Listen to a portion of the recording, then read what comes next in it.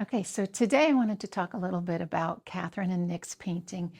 They were married at the Swan Club in Roslyn, New York in late October.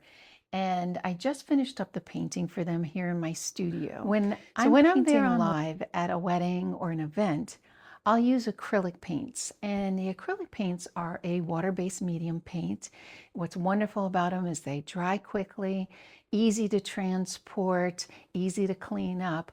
But when I'm back in my studio, I actually refine the whole painting in oils. So what you're seeing is a finished oil painting. And that process for me, when I'm back in my studio, I love to look through all the photos and the videos of the day to refresh my memory about just the atmosphere and the temperature and everything of just the emotion and all of that happens.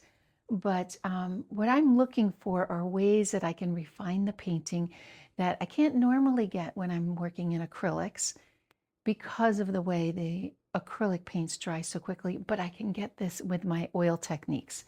And what I wanted to do was talk a little bit about my techniques that I use back in my studio with the oil paints.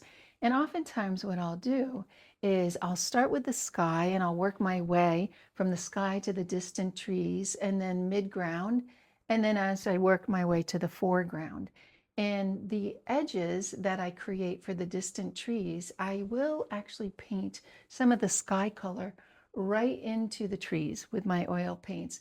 And that helps to blend and soften the edges. So as you can see here, these edges right here are very soft compared to as we're moving closer to the trees that are, or moving to the trees that are closer to us, these edges start becoming a little bit more defined. And then when you get to the trees that are even closer to us in the foreground, or even the florals and the foliage that are in the foreground, they become a little bit sharper, but they're still not as sharp as my main focus of the bride and groom.